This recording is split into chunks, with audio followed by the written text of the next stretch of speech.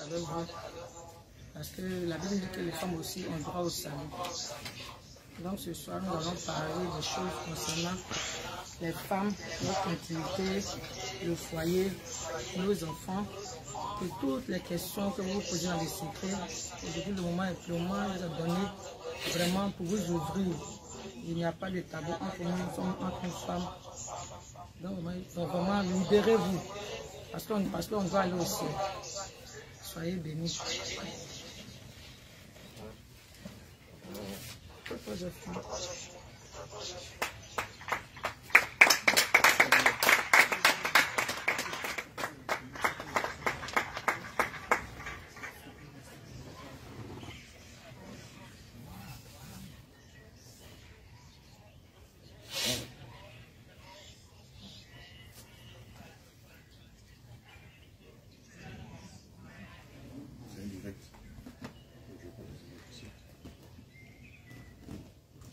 Monsieur public. Monsieur public. Monsieur public, c'est bon. C'est bon.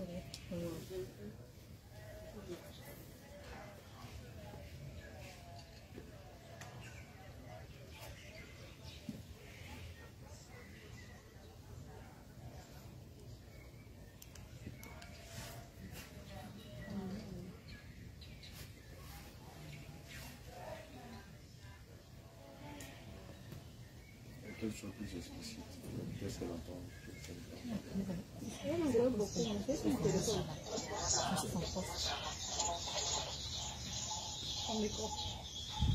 En fait, je vais aller demander.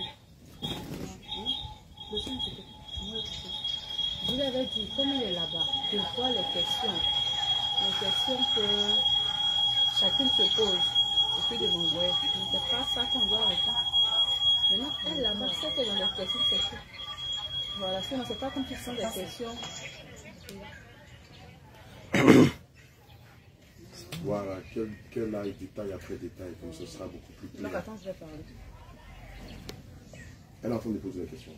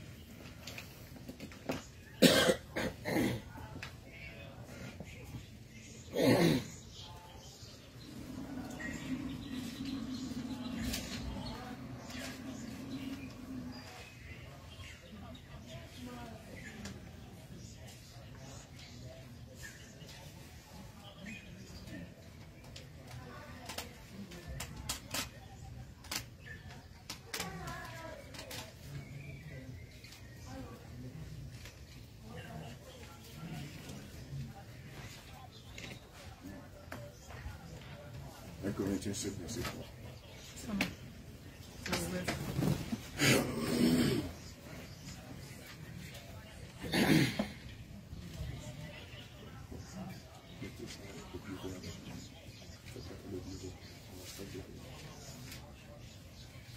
Corinthiens 7, verset 3.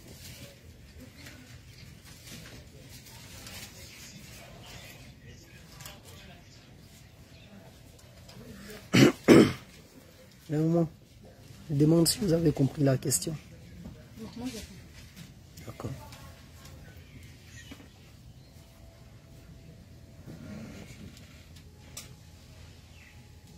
Moi, je pas bien saisi la question. Non.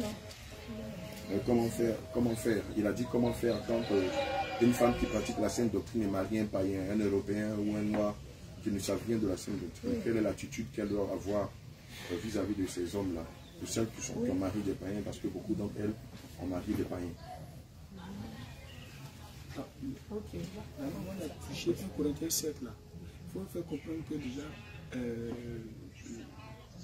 dans la Sainte Doctrine, il y a des sœurs qui avaient déjà marié des païens.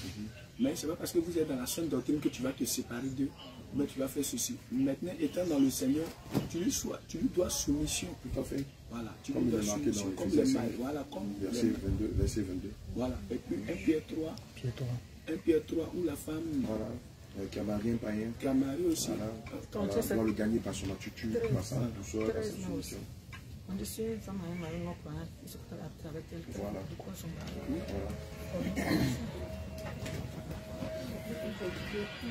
Oui.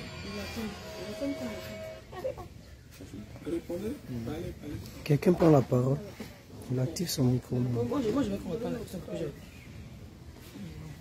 Elle a dit, si une d'entre elles qui pratique la Sainte Doctrine a marié un païen, quelle est l'attitude qu'elle doit avoir vis-à-vis de son mari, puisque le mari est païen? Il est païen, et puis c'est là, elle doit être un modèle. Est-ce qu'elle doit l'insulter pour dire païen là, tu es un païen, tu as mon frère? Ou bien, quelle est l'attitude? Voilà.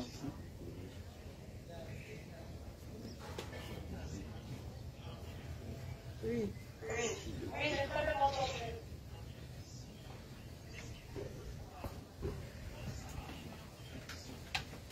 Si c'est possible qu'elle reprenne tranquillement.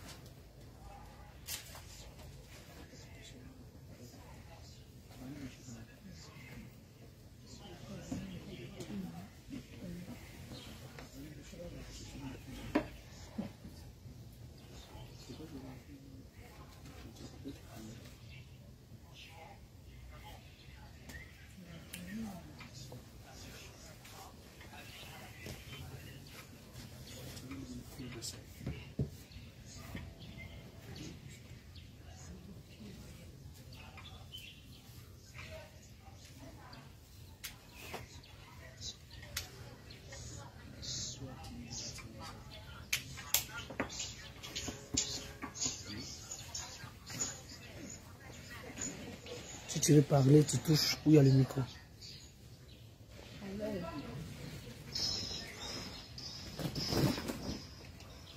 Alléluia.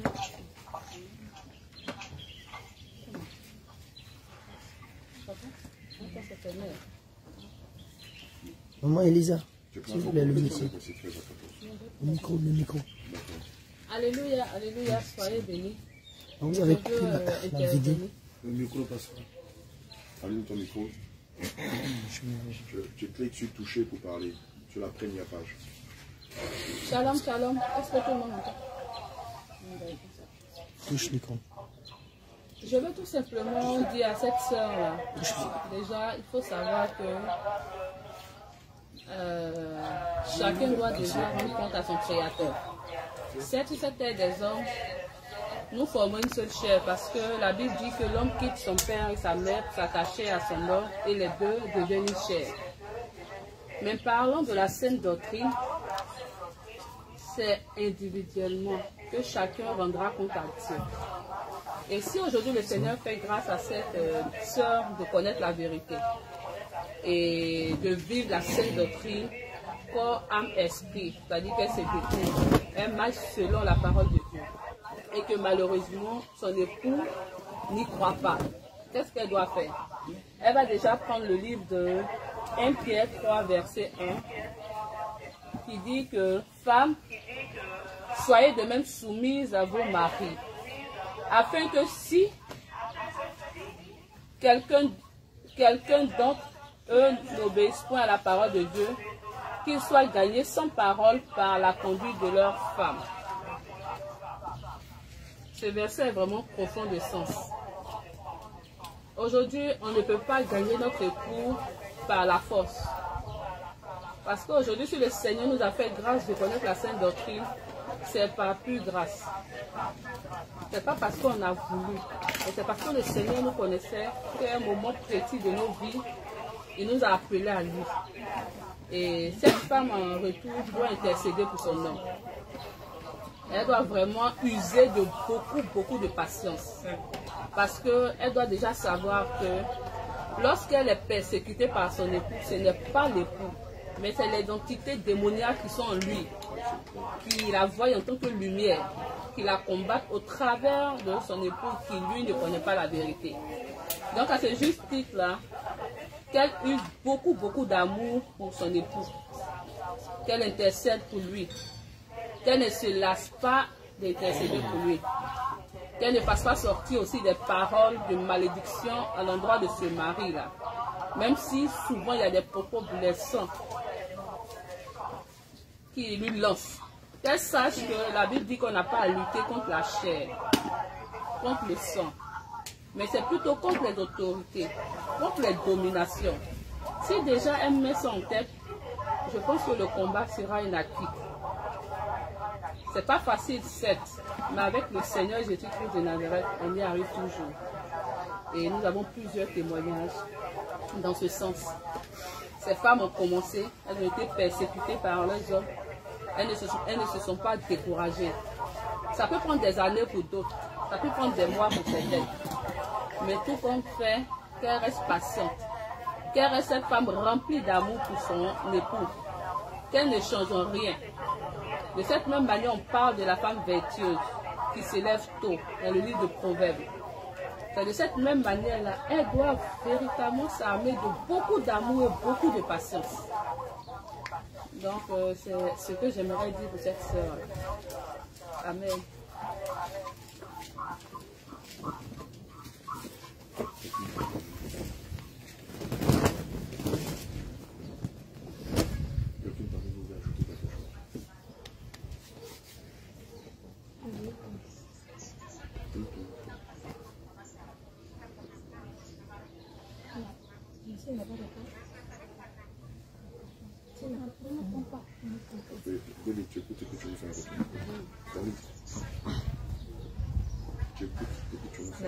Il n'a pas doté sa femme.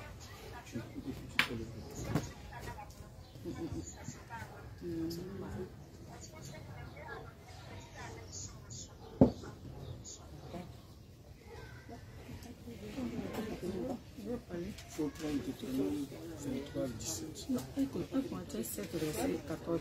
Car le mari non croyant sanctifié. Il n'y a pas de signe, il n'y a pas de dot. Ils se sont mariés à la mairie, mais pas de dot. En vertu d'espèce, qu'est-ce que la dame doit faire? Rester dans ce foyer-là, continuer. Verset 7, la dernière phrase. Jacques 5. Verset 16, la dernière phrase. Comment c'est le verset que vous avez? Jacques 5. Verset 16. La dernière phrase. La toute dernière phrase.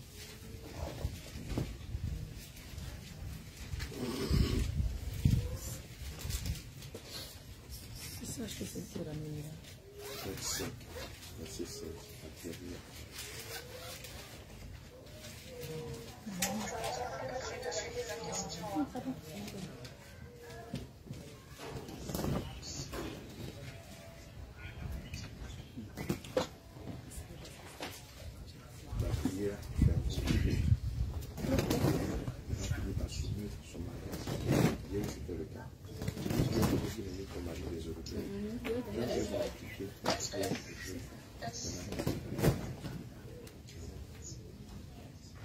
Mais aussi, ça nous rappelle ce qu'on vient de lire dans 1 Pierre 3, verset 1 à 2. Par le mode de vie de la femme, a poussé son mari à payer sa dot. Cela ne peut pas, le mari ne peut pas parce que ce n'est pas dans la coutume. Ils ont perdu cette coutume-là. Mais la culture de la femme, la vie de prière, mais aussi, non, ce pas là. Voilà, au fait, c'est ce qu'elle veut savoir. Parce qu'ils ne sont pas mariés. Voilà, c'est ce qu'elle veut savoir, au fait. Donc, ça doit s'aimer des gens. Évidemment, c'est un peu qui sont venus par la prière que l'homme va finir par comprendre.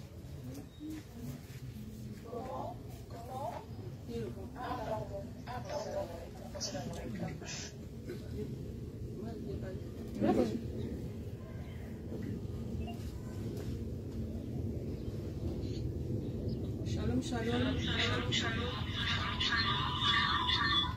Je suis la seconde de Alors, dans ce cas d'espèce là, c'est d'abord par le comportement de la femme. Déjà dans le foyer, la soumission qui va emmener son homme ici. Avant qu'elle est réellement attachée au Seigneur Jésus par la soumission. Dans Jacques 5, au verset 16, la dernière phrase nous dit: la prière fervente du juste a une grande efficacité. Et ce qui revient à dire aussi que c'est au travers de la prière que cette dame-là pourra gagner son homme. Au travers de la prière, qu'elle demeure dans la prière et qu'elle s'arme de patience. Pour l'autre question qui est qu'elle n'a pas été dotée, mais elle était mariée à la mairie. Déjà, il faudrait que la sœur arrête d'avoir des rapports sexuels avec son époux. Et par la prière, le Seigneur touchera le cœur de son époux pour qu'il puisse maintenant entrer dans les liens sacrés du mariage en allant payer sa dot. Et vraiment, ça nécessite beaucoup de patience. Donc, bien aimé, tu vas devoir t'armer de courage et de patience, demeurer dans la prière. Que cela puisse être exaucé. Parce que sans dot, franchement, ce n'est pas le mariage. Certes, le Seigneur a dit qu'on respecte aussi les autorités, mais il faut aussi que vous passiez par la dot. Parce que le Seigneur nous demande d'honorer nos parents. Donc il est impératif de passer par la dot. C'est ce que j'avais à rajouter. Et on le voit dans Deutéronome 5 au verset 16.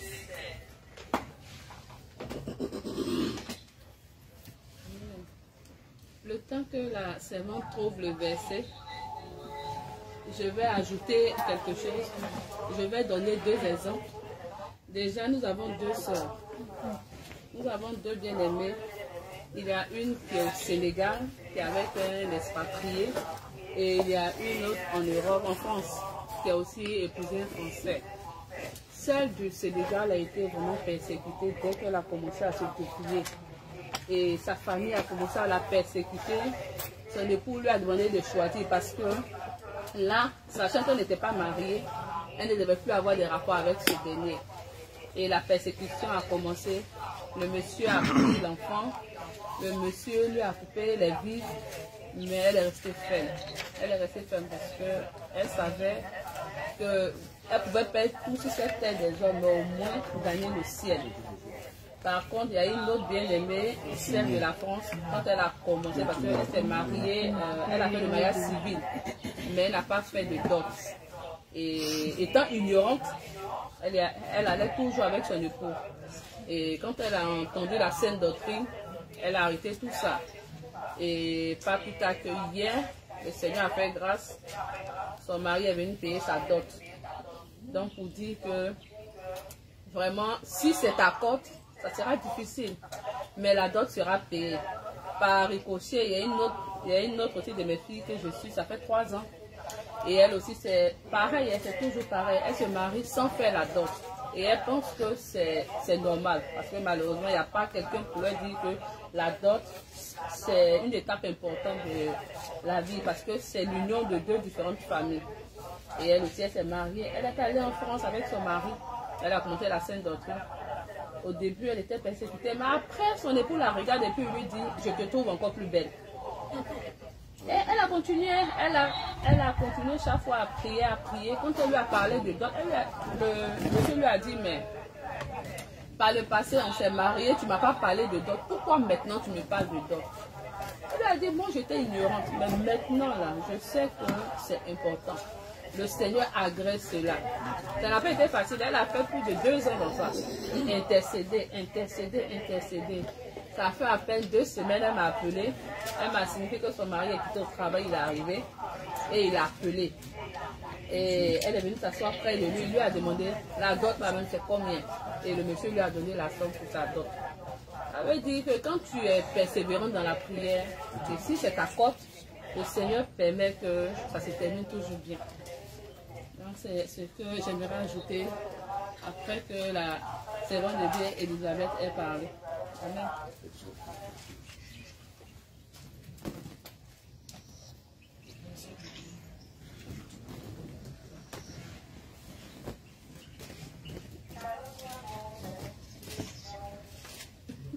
Shalom. Shalom. Je sais pas si je peux poser maintenant, bien je dois attendre. Ah d'accord, pardon. Ah d'accord, pardon alors. D'accord.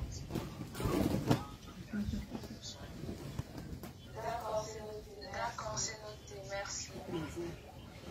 Merci.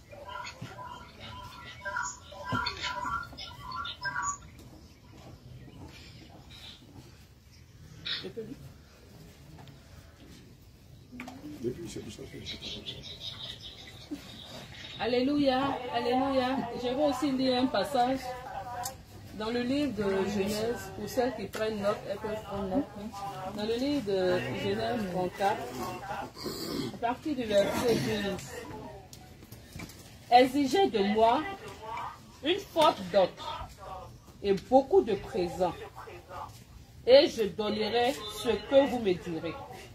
Mais accordez-moi pour femme la jeune fille. Donc c'est quelque chose que la Bible reconnaît. Et c'est primordial. Amen.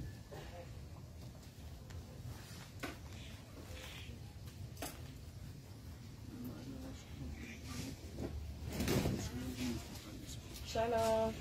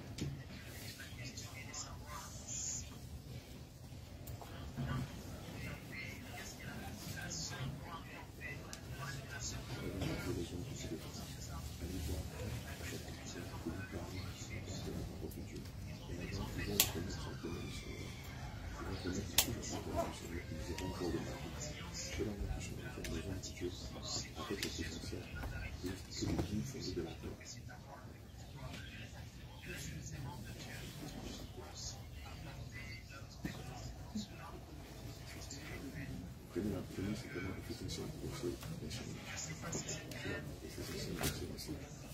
C'est une observation de vos femmes. C'était sur cette page-là. La première aussi sur Jacques 5, verset 16. Après 2 jours, c'est une grande efficacité. Apprendre comme ça.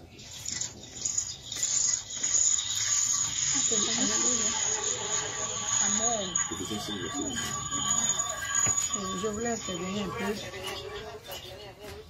sur le cas de cette bien-aimée. Je voulais d'abord la fortifier. Je vous dis, ce n'est pas facile. Comme le Seigneur nous l'a dit, on doit s'efforcer passer sur le chemin étroit, le chemin du ciel. C'est tout ça, les embûches, les montagnes, les pièges qui vont sur notre chemin. Mais avec notre Seigneur, on a toujours la victoire. Ce que moi je peux lui dire, c'est qu'il n'est pas tard. Il n'est pas tard. Celui qui aime s'est marié sans avoir consulté le Seigneur. C'est déjà fait. Si cette situation est arrivée, parce que le Seigneur veut encore se glorifier. Donc, je souhaiterais qu'elle aille voir les hommes qui sont en Europe là-bas, qui connaissent la Sainte Doctrine. Les hommes de Dieu qui connaissent la Sainte Doctrine, qui sont avec eux en France là-bas. Elle aille le voir, n'a pas tête, lui expliquer la situation telle qu'il en est. Et puis, ensemble, ils vont prendre un devoir avec le mari, et puis aller lui expliquer le bien fondé de la dot. Je pense que c'était mal fait, que le monsieur a eu peur et puis il est parti. Mais il n'est pas tard. Les mariés ne sont pas mariés. Devant Dieu, ils ne sont pas mariés. Donc c'est maintenant qu'ils vont recommencer tout le processus à zéro. Donc c'est ce que j'avais à dire. Vraiment, qu'elle ne baisse pas les bras. Elle te met toujours dans la prière, le jeûne. Le Seigneur va faire. Amen. Amen.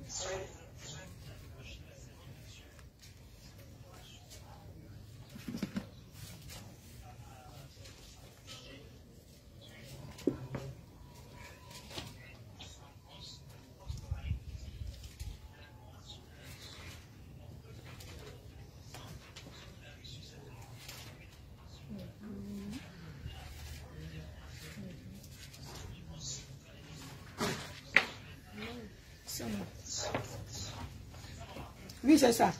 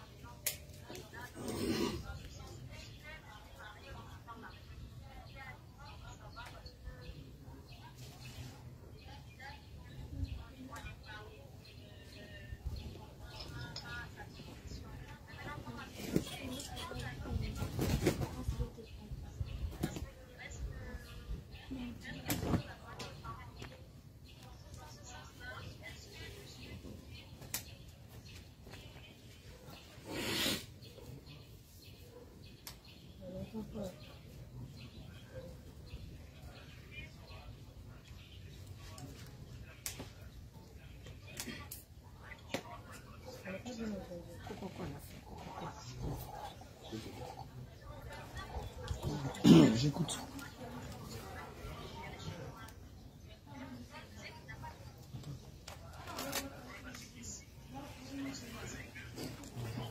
Vous entendez maintenant?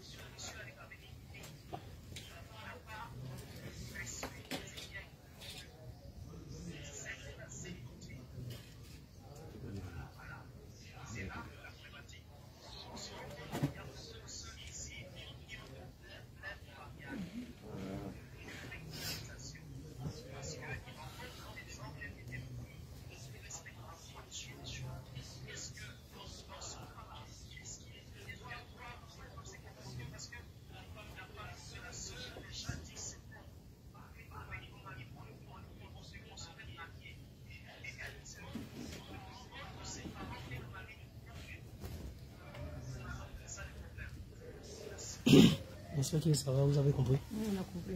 Ok, ok. Moi, je pense que... Moi, j'ai compris ça.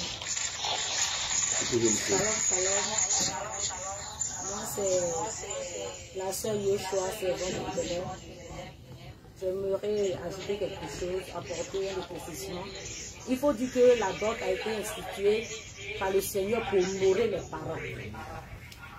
Et si le père a trouvé bon de dire au monsieur de partir avec sa femme, je crois bien que la dot a été payée. Parce que ça se passe aussi chez nous, où le monsieur, on lui demande 100 000 francs et il va avec 50 000 francs. Et le père dit que bon, moi je ne vends pas ma fille. C'est vrai qu'on a demandé 100 000 francs dans ce village pour payer la dot. Mais moi, vraiment, j'ai beaucoup d'amour pour mon beau et je pense qu'il n'a pas d'argent. Ce qu'il a apporté, c'est déjà suffisant. Si le père a donné son accord, c'est que la dot est bien payée. Il n'y a plus rien à ajouter. Il n'y a pas de problème. Oui, c'est le père qui reconnaît la dot. Et s'il reconnaît que la dot a été payée avec 1000 €, qui trouve ça suffisant, je crois que la dot est payée. Et c'est le père qui a donné son accord, donc il n'y a rien à dire. La dot est validée. Parce que moi-même, quand je me mariais, on a demandé à mon mari de payer demain. Qui paye aujourd'hui, qui paye demain, lui, il s'en fout. Il dit l'histoire de paille. Donc, en tout cas, mon mari n'a rien payé comme paille. On ne peut pas dire que la dot n'est pas validée. C'est mon père qui donne son accord. Et s'il a donné son accord, il faut dire que la dot est validée. Parce que c'est lui qu'on honore, on est venu honorer. S'il pense que la situation l'arrange, c'est que la dot a été payée. C'est fait. Il n'y a pas de quoi se casser la tête pour cela. Donc la dot est validée. La dame va avec son mari parce que c'est le père qui a donné son OK.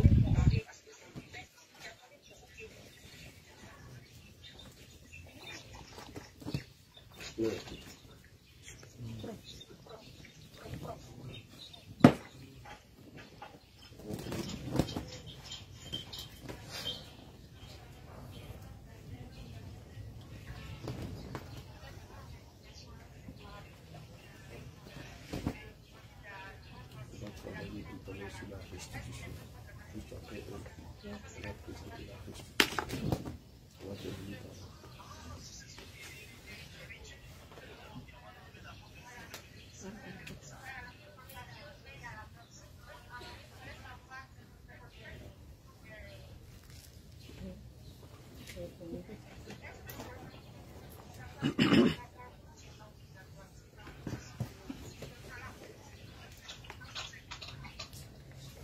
Alléluia.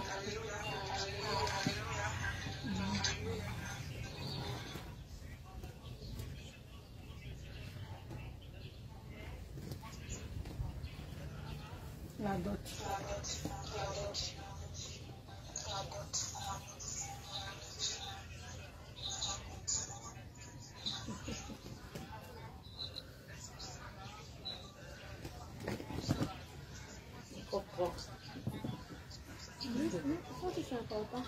C'est une façon pour les connaître. Le coco, c'est le fiançailles. L'homme se présente pour la première fois. Avec elle. Alléluia. Je voulais répondre à cette question-là.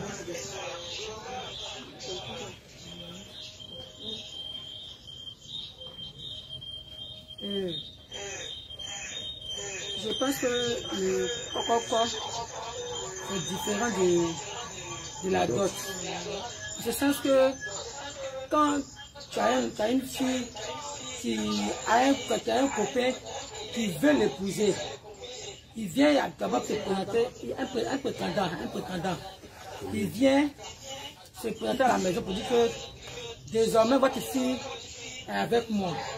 Si vous ne la voyez pas, c'est à moi que vous devez demander des renseignements pour que je vous dise où elle est.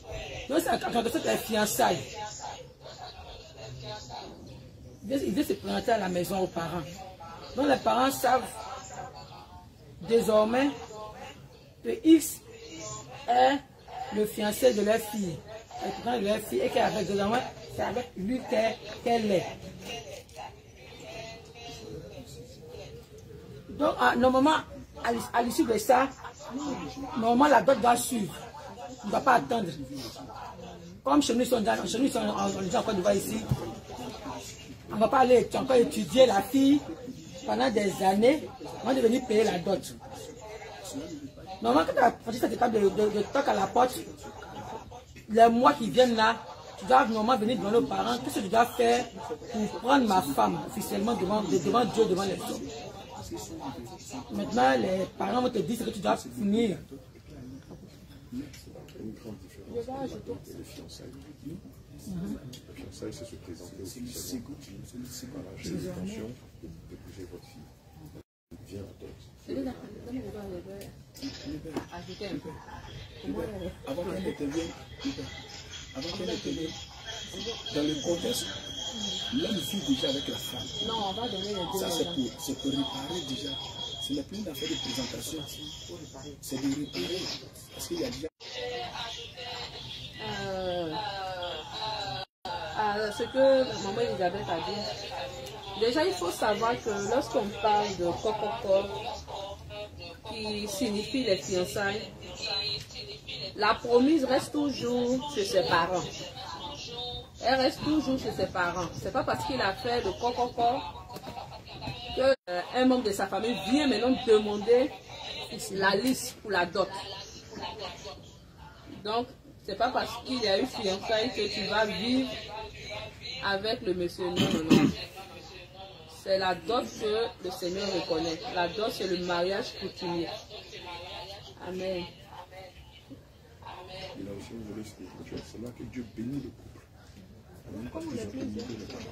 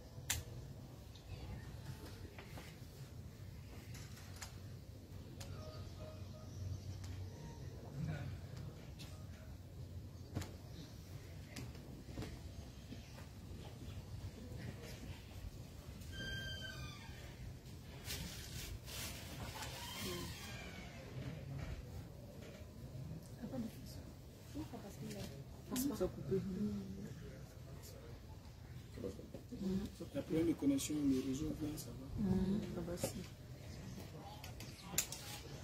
Oui, magnifique.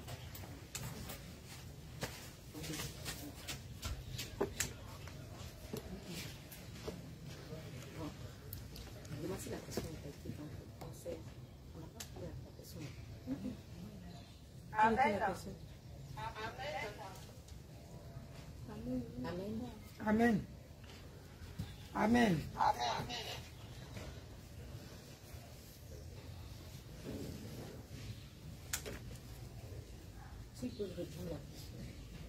On n'a pas saisi la question.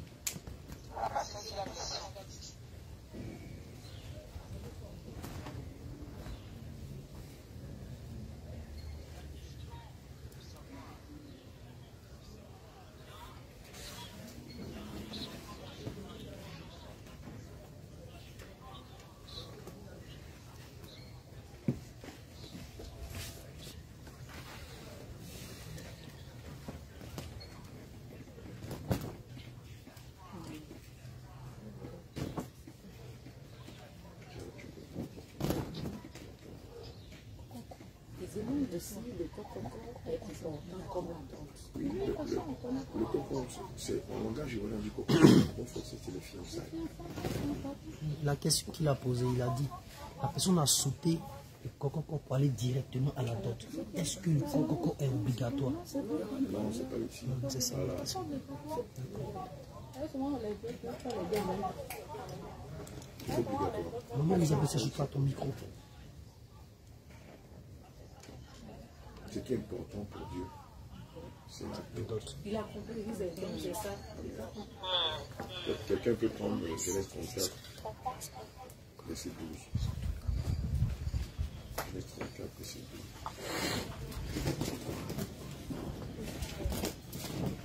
Genèse 34, verset 12.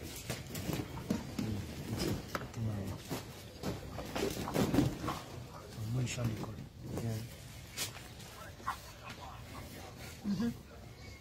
Vous avez vu, Genèse 34, verset 12.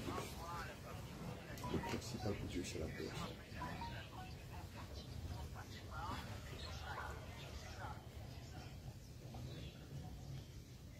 Alléluia. On va encore relire le livre de Genèse 34, verset 12. Exigez de moi une forte dot et beaucoup de présents, et je donnerai ce que vous me direz. Mais accordez-moi pour femme la jeune fille. Donc en clair, c'est la dot.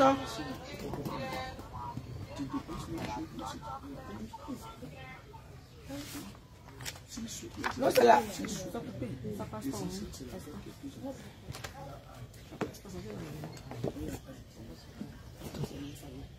C'est le réseau Savigny.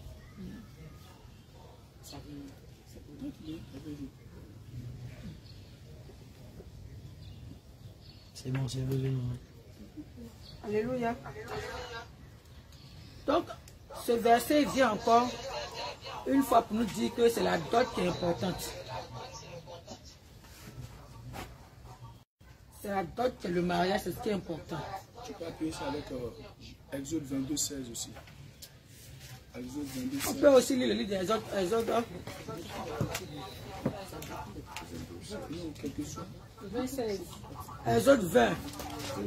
22. Exode 22. Il dit encore une fois, le plus c'est la dot qui est importante. S'il n'a pas fait, le comment corps, c'est pas grave. Il allait directement à la dot, c'est le plus important. Donc ils sont mariés. Non, ce que tu dis, c'est vrai. Mais c'est si les parents n'ont pas de... Si les parents ne demandent pas ça, c'est pas un problème. Mais si tout l'exige, il faut y apporter. Mais c'est un problème. C'est une négociation. C'est qui? Le micro est fermé. C'est fermé, non? Comment c'est fermé?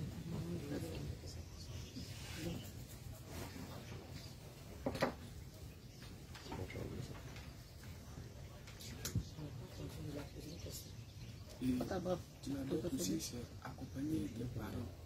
Donc, Juge 14, verset 1 à 2. Comme Samson a vu ses parents pour qu'on ne pas payer la dot. Juge 14, verset 1 à 2. Ils vont poser des questions. Je pense que je vais faire ça. Continue. Il parle. Juge 14, 1 à 2.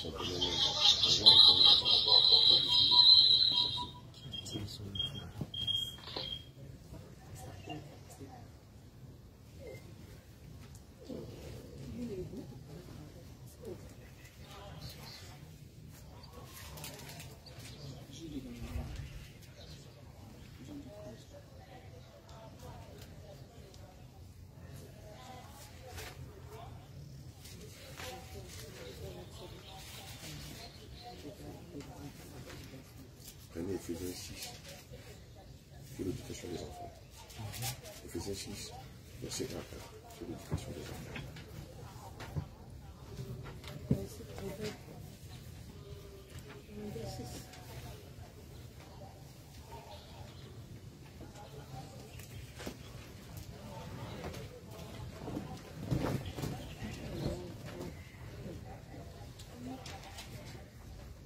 C'est voilà. Le but du Seigneur, c'est de conduire les enfants à l'enfer.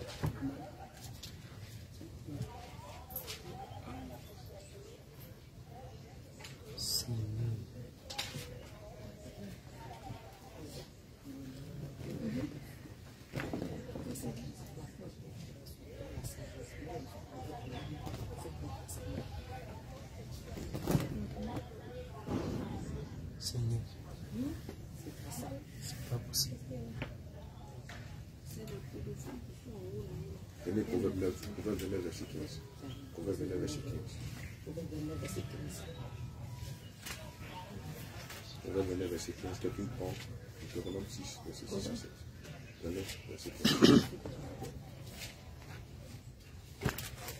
Deutéronome 6, verset 6 à 7.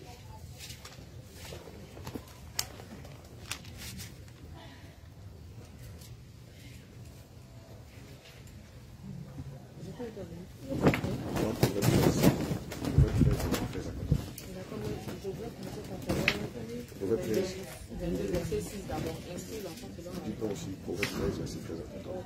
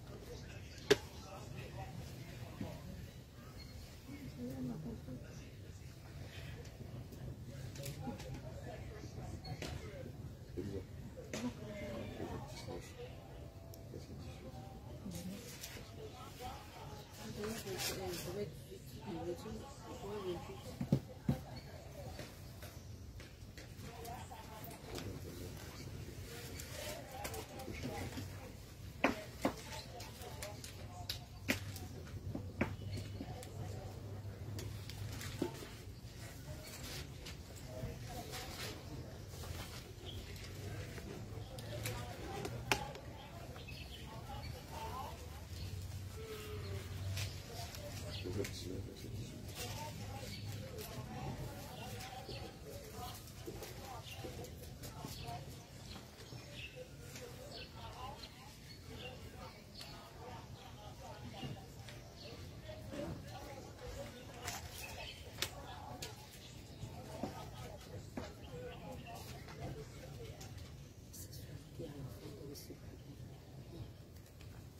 Peut-être ressorti Proverbe 19, verset 18. Ça parle du Seigneur.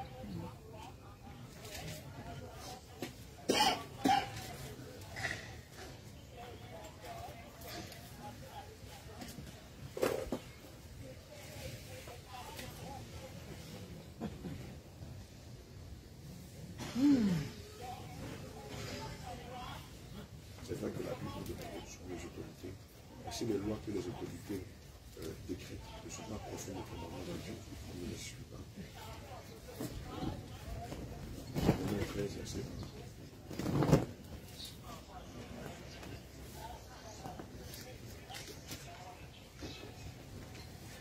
Romains 13, verset 1.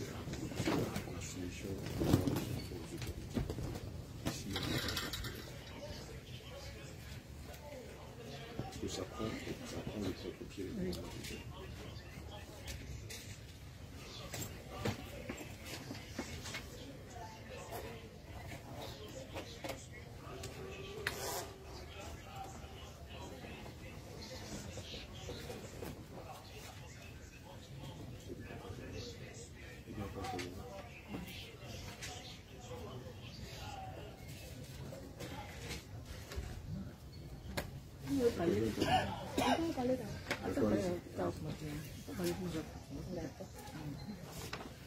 Alléluia.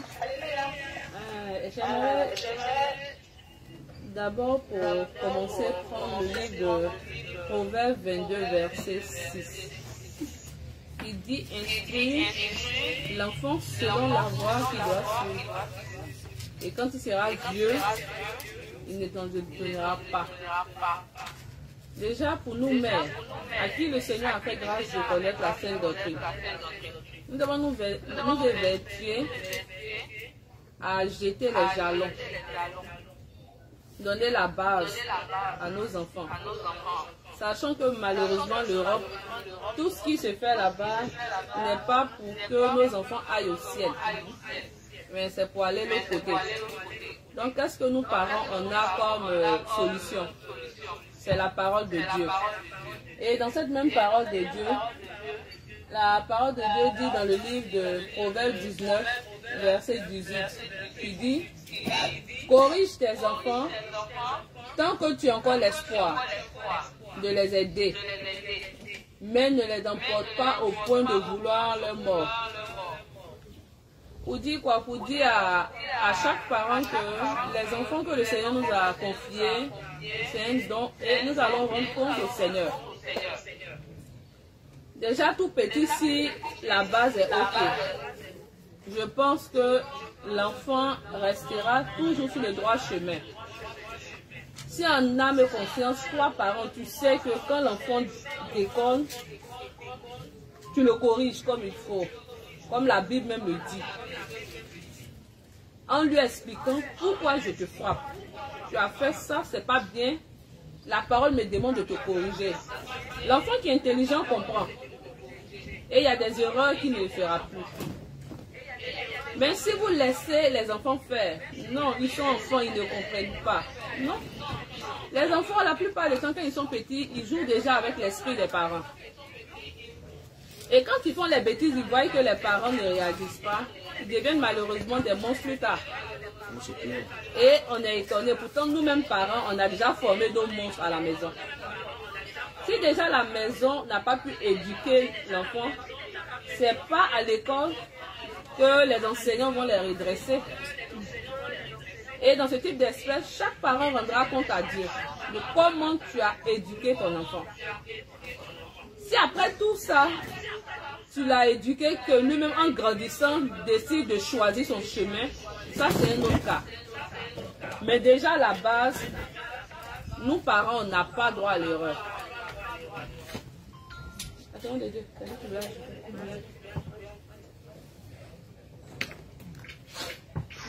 Alléluia. Alléluia. Moi, je voulais dire que les parents sachent que c'est avec la Bible que nous serons tous jugés.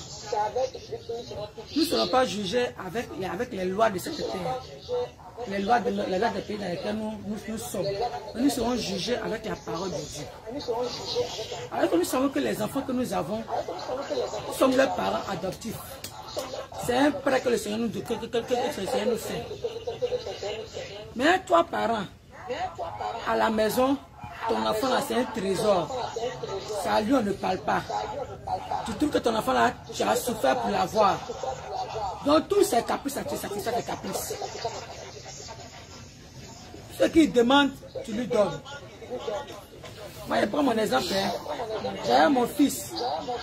Il n'avait même pas 1 an. Moi, ma mère m'a dit qu'un enfant qui gifle sa maman, sur le champ, tu réagis. Moi, j'ai mon bébé, il m'a giflé. Je n'ai pas regardé sa taille, hein, ni à sa forme. De mes grosses mains, j'ai engagé dans son visage. Je vous assure que l'enfant, il m'a regardé dans les yeux comme ça. Il n'a pas coulé des larmes. Parce qu'il savait qu'il va faire une bêtise. Juste il a 20 ans, il ne m'a jamais touché, maman, je vais faire tout. C'est comme ça qu'on doit lever un enfant. Il ne faut pas dire que mon enfant il est petit, il ne connaît rien. Il connaît. Il connaît.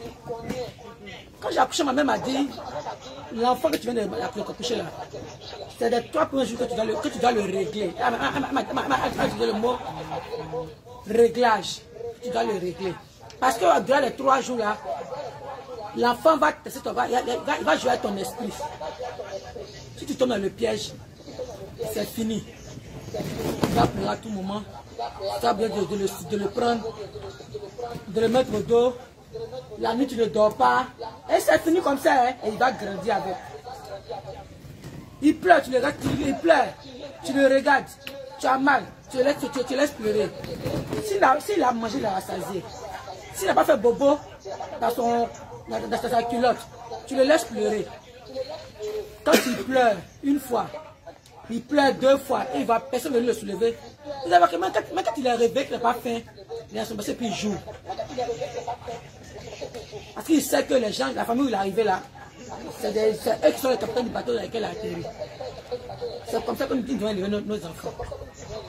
C'est vrai que chaque femme a la manière d'expliquer sa grossesse. Les grossesses sont différentes d'un enfant à un autre. Mais nous aujourd'hui, là, nous avons fait la grâce de connaître la sainte doctrine. Donc vraiment, ne jouons pas avec les enfants de Seigneur nous a donnés. Élevons-les à base de la parole de Dieu. C'est vrai à l'école. On dit entre la maison et l'école, il y a 3 éducations. Celle de la maison, celle de la rue et celle de l'école. Mais c'est celle de la maison, là. C'est ça que les enfants vont rendre compte. À l'école, on va dire ça. Tu lui dis non. Nous, voici ce que la Bible nous dit. Tu lui montres le verset, tu lui dis que voilà, c'est pas bon.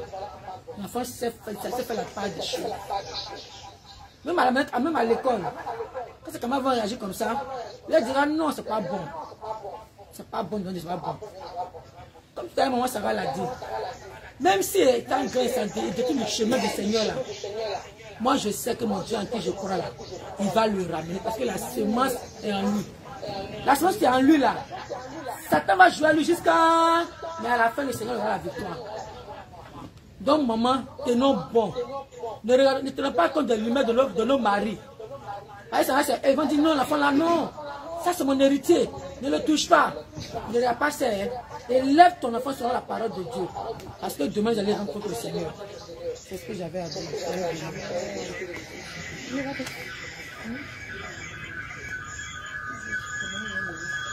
Shalom, je voudrais juste ajouter quelque chose. Comme maman Elisabeth vient de le dire, les enfants, ils comprennent.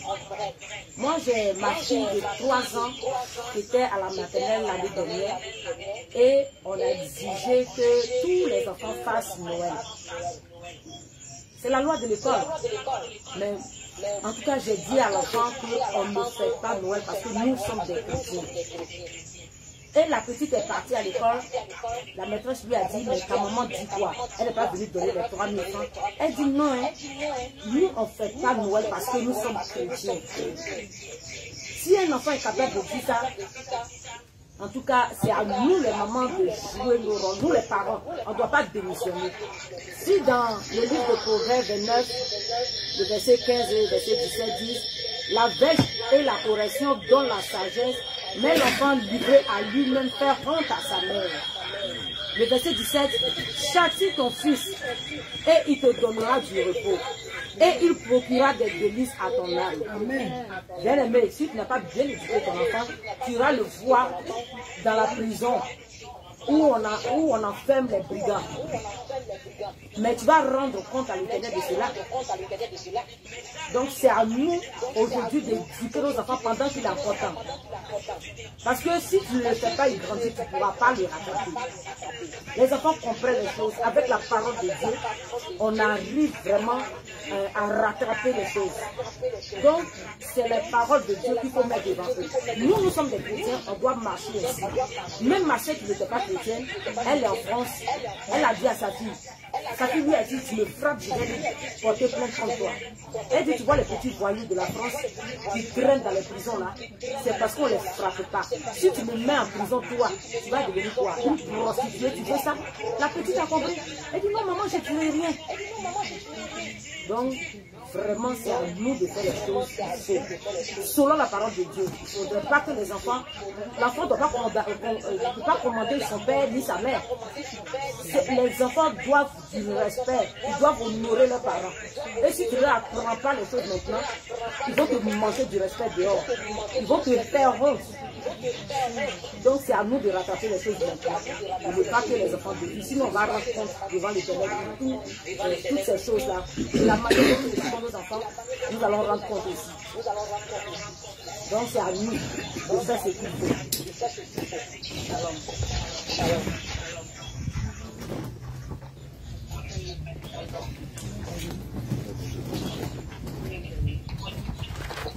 Shalom. Shalom.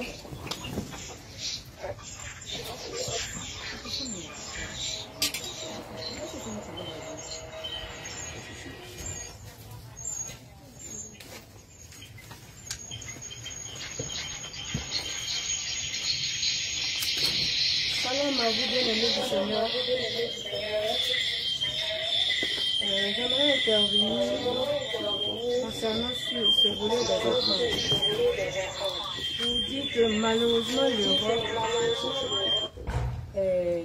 si je peux dire ainsi, le berceau,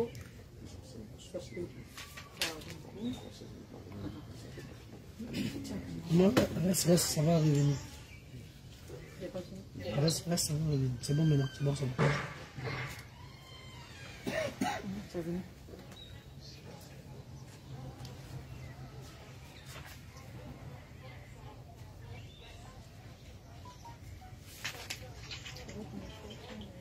Dis-lui que tu veux intervenir dans la question.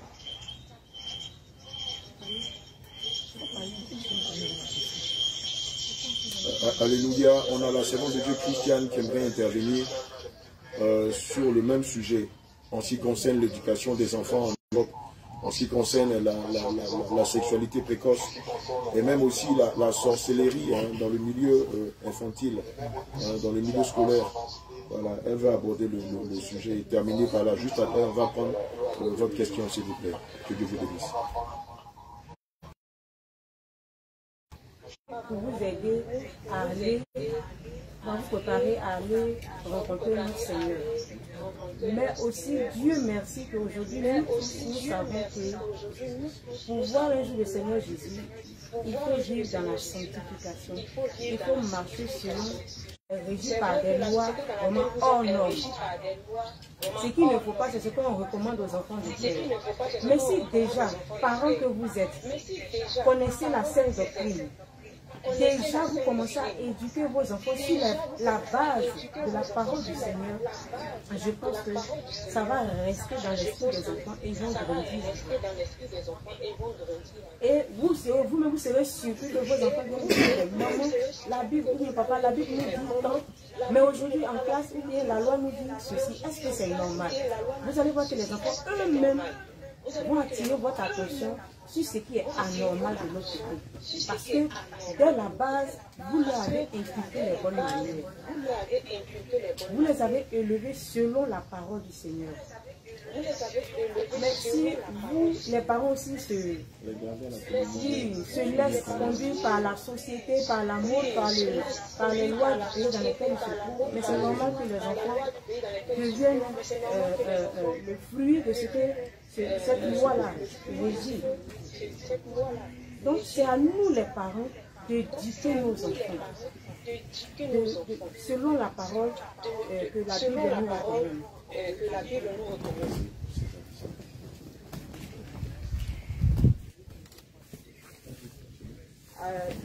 Je lis un dernier passage pour finir ce que je disais, s'il vous plaît. Dans le livre de 2 Timothée 3, au verset 16 à 17, il est dit ceci: toute écriture est inspirée de Dieu et utile pour enseigner, pour convaincre, pour corriger, pour instruire dans la justice, afin que l'homme de Dieu soit accompli et propre à toute bonne œuvre. Alléluia. Voilà, par contre, merci beaucoup.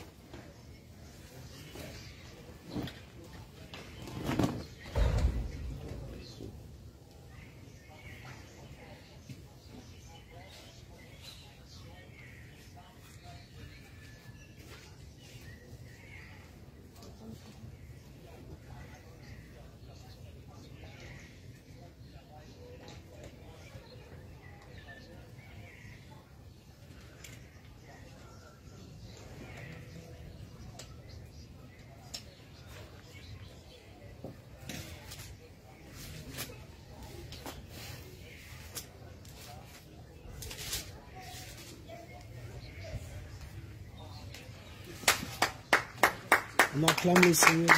Alléluia. Acclamez pour vos différentes interventions.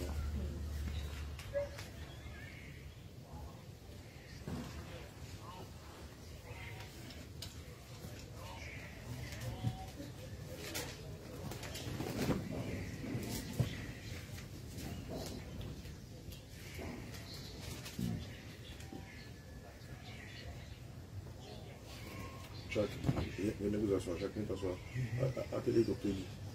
On va intervenir.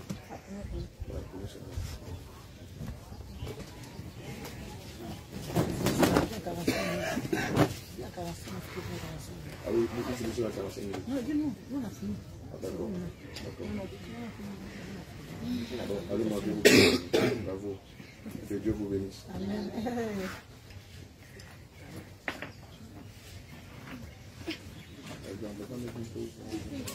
Ah, salut, mais. D'accord. D'accord, Jacques, venez vous asseoir. Appelez le docteur Eli. Appelez David aussi. Non, c'est bon que c'est maintenant. C'est maintenant, ils vont voir ce qu'ils font. Ah ben, Thierry.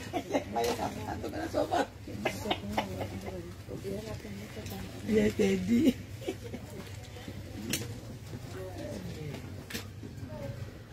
Mais je fais ma chérie. Le problème là-bas. Oui, on va le soumettre la chose, la restitution. On va faire la restitution. On est trois. Non, il faut, on va, comme on est déjà là, on nécessite encore de tout ça.